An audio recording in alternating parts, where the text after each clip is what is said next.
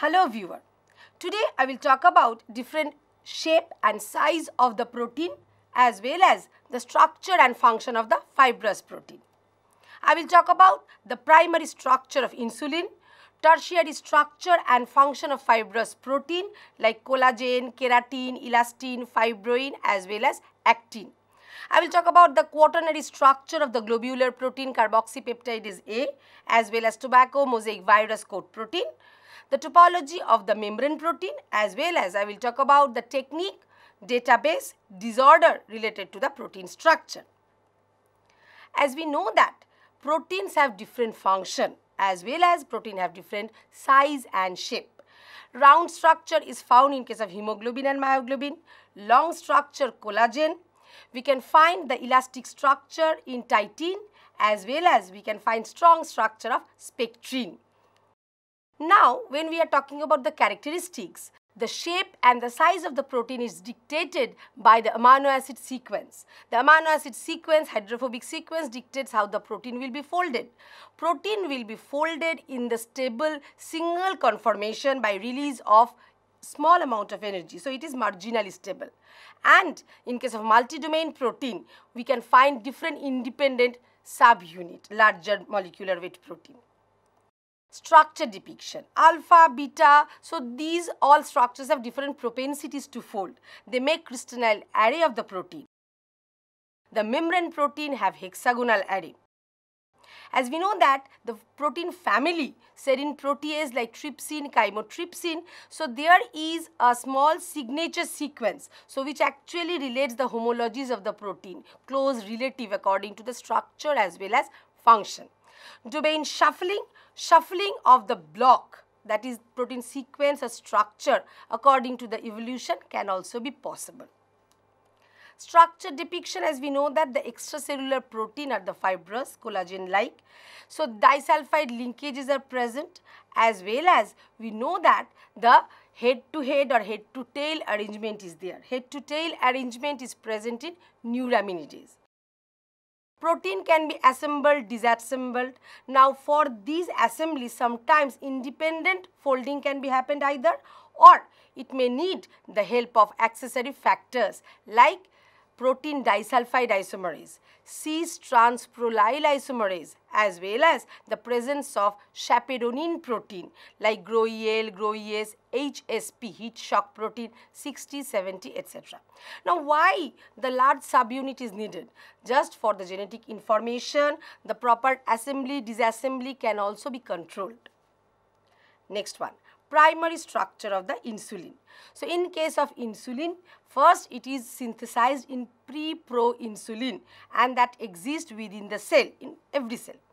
Now, by pre-proinsulin, protease remove the C-peptide which circulates in the circulation and it makes two chains, A chain, B chain. A chain is called as glycine chain and B chain is phenylalanine chain.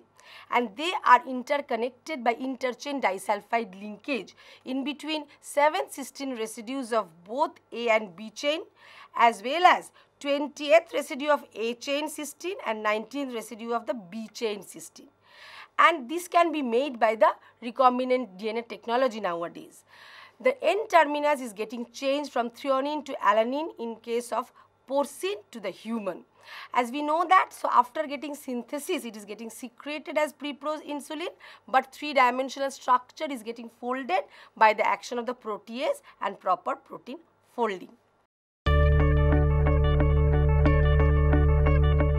We know that the fibrous proteins are insoluble in the water and the isoleucine, valine, these residues make the inner core. So, they have the rope-like structure. Not only that, the repetitive sequences are present and these repetitive sequences make it flexible, extended structure as well as some supple structure, flexible structure is possible for the silk fibroin, etc. As we know that the microcrystalline structure, microscopic structure can be observed in case of fibrous protein, but collagen give the strength as well as elastin give the elasticity, rubbery network. Fibroglobular protein. In case of some animal and plant, some proteins are present. In case of G-actin, it is globular, but when they polymerize, they make the F-actin fibrous protein. Alpha beta tubulin, they make microtubule, that is fibrous in nature. So that is called the pseudoglobular protein. So they are not truly globular or truly fibrous. Globular protein make the fibrous structure. Next, comparison in between fibrous and globular protein. Globular protein have compact structure, compact fold, but in case of fibrous protein, it is extended structure.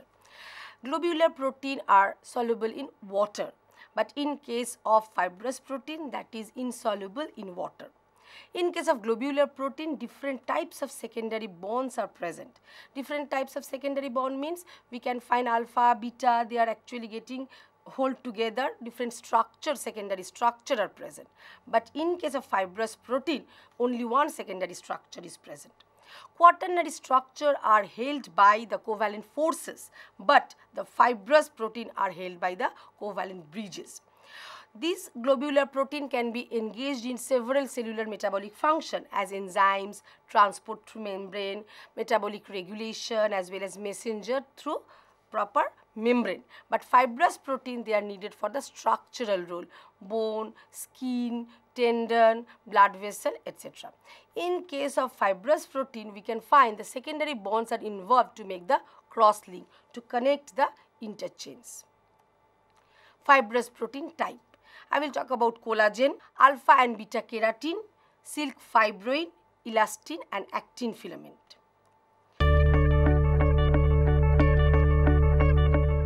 Collagen structure.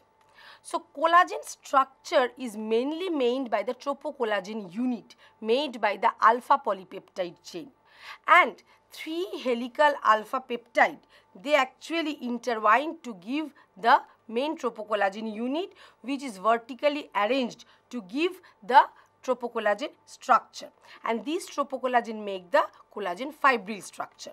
Now this tropocollagen has 300 nanometer length and 1.5 nanometer width. We can see the presence of GlyXY to the power n, that the repetition of this residue in collagen. Why? Because for every intertwine of the alpha polypeptide chain in the triple helix tropocollagen structure, internal residue glycine. So glycine actually inhibit the steric hindrance, and proline actually give the flexibility, and X and Y are the proline and hydroxyproline. This hydroxyproline is actually giving the interchain hydrogen bonding. So proline by post-translational modification makes 4-hydroxyproline by the help of prolyl hydroxylase. It needs the help of vitamin C as coenzyme or cofactor. So in the deficiency of the vitamin C, the scurvy occurs. Scurvy is malformation of the collagen structure, muscular dystrophy, fragility, so bleeding gums can be happen, we can find here. Not only that, so there are so many interconnection in between 3 alpha chains, so that they actually make the triple helix of the tropocollagen. So what are they? First, with the help of lysyl oxidase, the lysine is getting converted to the L-lysine. Now 2 L-lysine of the 2 alpha chain will make the aldol condensation, L-lysine aldol. Now this L-lysine aldol along with the histidine of other chain make the Schiff base intermediate aldol histidine. Now these aldol histidine along with the different chain 5-hydroxylysine make the merodesmosine derivative by bound with hydrogen bonding. So in these way, secondary amide bond, Schiff base, aldol condensation help to connect all 3 alpha chains to make the tropocollagen structure. So the biochemical importance includes that I have already told about the scurvy. Not only that, it also includes another disease, Menkes disease, where it reduces the copper absorption by the intestinal lumen. So the copper deficiency causes the reduction in the efficiency of lysyl oxidase, which need copper as the cofactor. So it causes the muscular dystrophy, fragility of the collagen structure. Not only that, lathyrism is also found by beta aminopropionitrile generated from Lathyrus odoratus, Khesari dal. So this is beta-aminopropionitrile is the inhibitor of lysyl oxidase. Now what I have told that these alpha chain, we can find the pitch is 1 nanometer and 3.3 residues per turn or coil. And when they will intertwine with each other, we can find the 8.6 nanometer of the pitch and 10 glyXY residues per coil turn. And we can see that every chain is alpha chain is twisted in the left-handed manner, but when the triple helical coil is twisted, that is in the right-handed coil. So when we are talking about the collagen function, we can see in the opposite direction twist, it actually raises the tension, and we can find this gives the strength in the cartilage, bone, etc., blood vessel. According to source, type 1 to type 4 collagen are present. It makes the skin, it makes the cartilage, tendon, bone, blood vessel, etc. And we can find in case of collagen fibril structure, 67 nanometer is length and 10 to 300 nanometer breadth. Gelatin that have no food value that can be derived from collagen.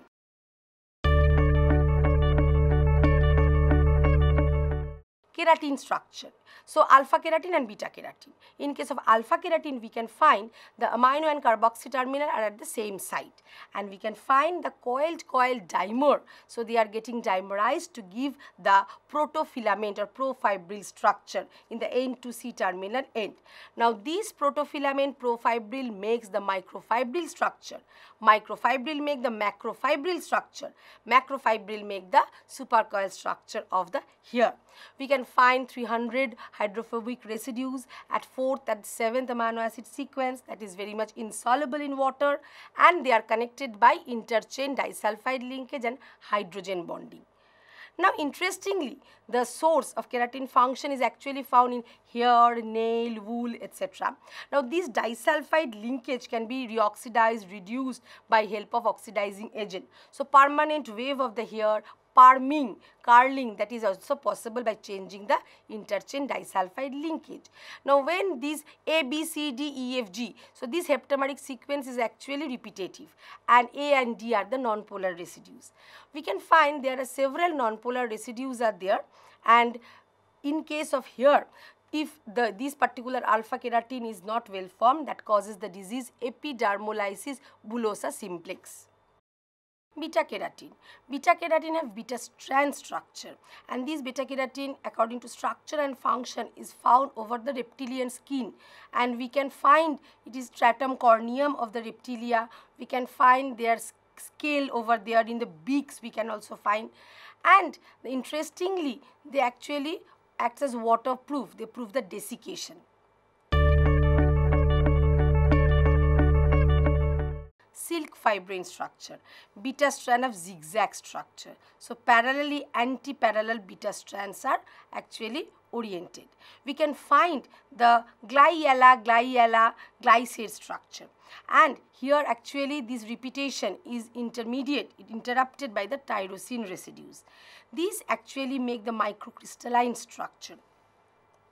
Now silk fibroin, so we can find the alanine, glycine, valine parallelly oriented structure to make the spider web cocoon. So this is the supple structure where actually they are make the different strands of beta strand, they are actually intersliding over each other. Elastin structure. Elastin is actually present along with the collagen. Collagen gives the strength, but elastin actually the flexible structure, extended structure. It is also made with gliella, val, etc.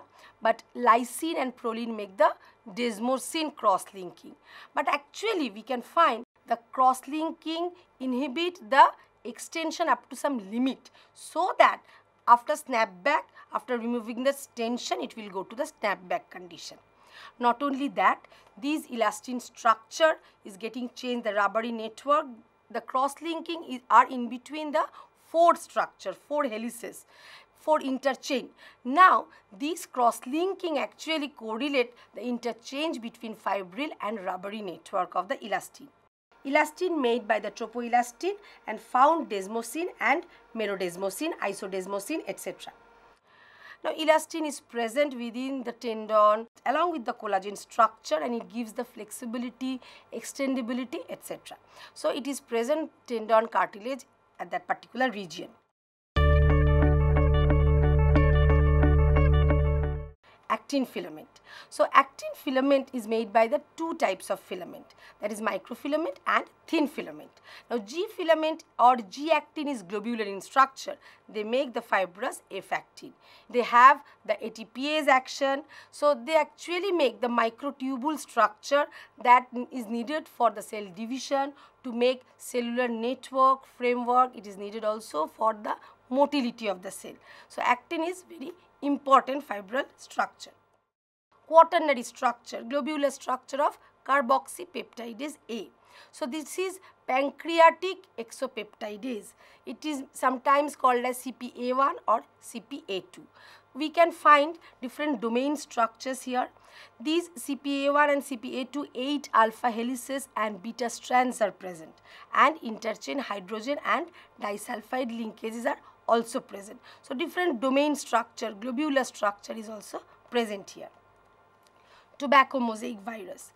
So, coat protein is actually the cylindrical. So, they protect the RNA, the tubular structure. It gives the protein-protein interaction. It is 158 amino acid residue containing protein. Apart from these, rhinovirus have 64 subunit containing protein, make the spherical shell of the protein together. Membrane protein.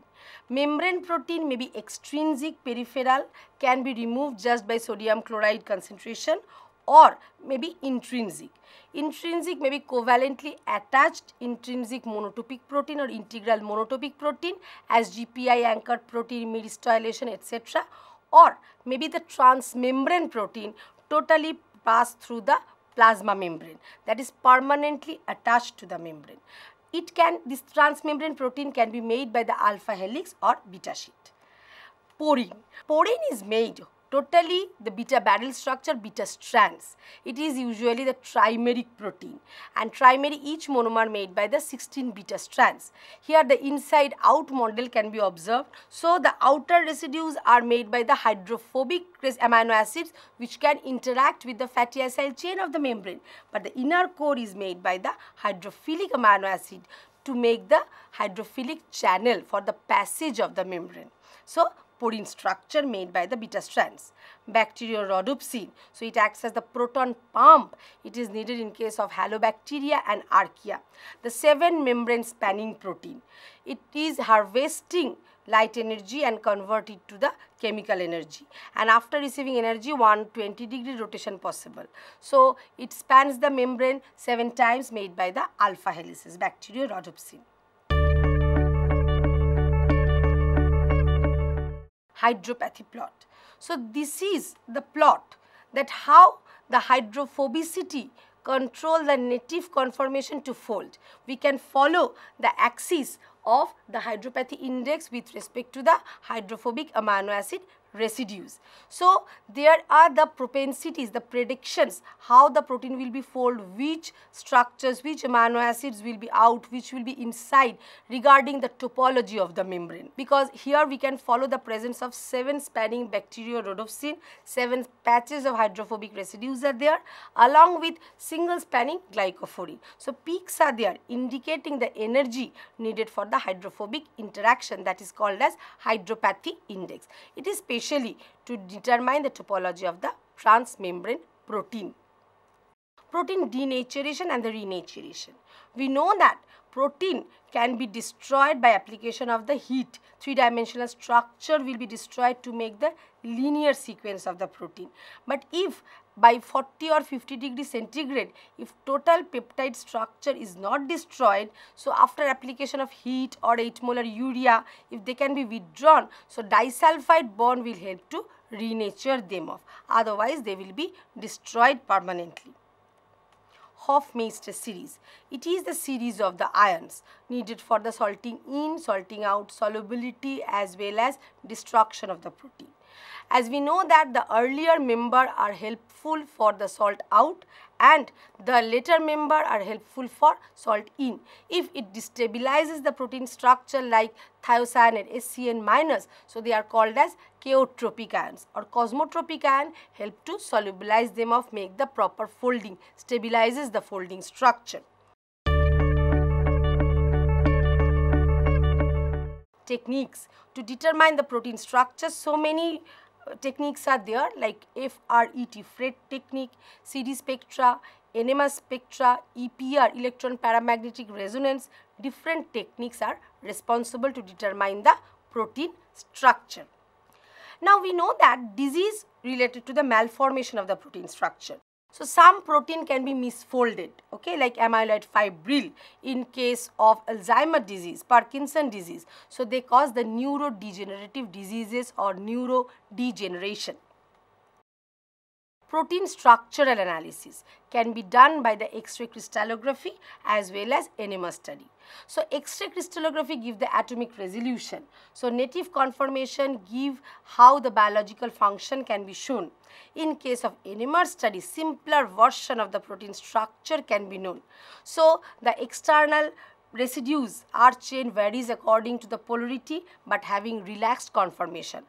The hydrophobic residue make the core structure. So that's all aspect can be described by the NMR study. Protein structural bioinformatics. So the protein database, the protein structure can be known by the specific site, that is http://rcsb.org/pdb, protein data bank. We know the protein modeling by means of ncbi.nlm.nih.gov. Protein structural classification can be known by the SCOP, SCOP, as well as we know it from CATH, CATH, VAST. Different types of software, different types of bioinformatic databases are there. Now, interesting thing is that protein evolution. In case of cytochrome oxidase, the cysteine, lysine, glycine conserved sequences are there. So genetic duplication, actually convergent, divergent evolution maintains the protein structure that can be known by the database. As well as these protein is related to the folding, BPTI protein fold in the ordered manner, amino acid sequence, they dictate how to fold. And we know that protein has nucleation, condensation model as well as diffusion collision model to fold. And we know these protein folding, the post-translational modification sometimes inhibit protein proper folding. Protein structural prediction can be done by Chow-Fasman scheme. So alpha helix have propensity to fold in a specific manner, and this reverse turn minimizes the hydrophobicity, and different alpha helical beta sheet structure can be folded. Not only that, protein dynamics. These protein dynamics actually include the atomic fluctuation, the cohesive motion, as well as we know the triggered conformational change. And these sort of conformation change, the internal residue change, core structure change can be monitored via pulsed H by D exchange. The infrequent motion can be obtained via H exchange, hydrogen exchange, whatever, and atomic flipping give the idea about the different motion in the protein. I have already described about different size, shape of the protein as well as structure and function of the fibrous protein. In case of main protein, we know that the globular protein, that is scleroprotein is present, as well as scleroprotein is the fibrous protein and membrane protein. Three distinct classes are there: globular, fibrous as well as membrane protein. In this lecture, I have discussed about the aspects of the fibrous protein as well as topology of the membrane protein. Thank you.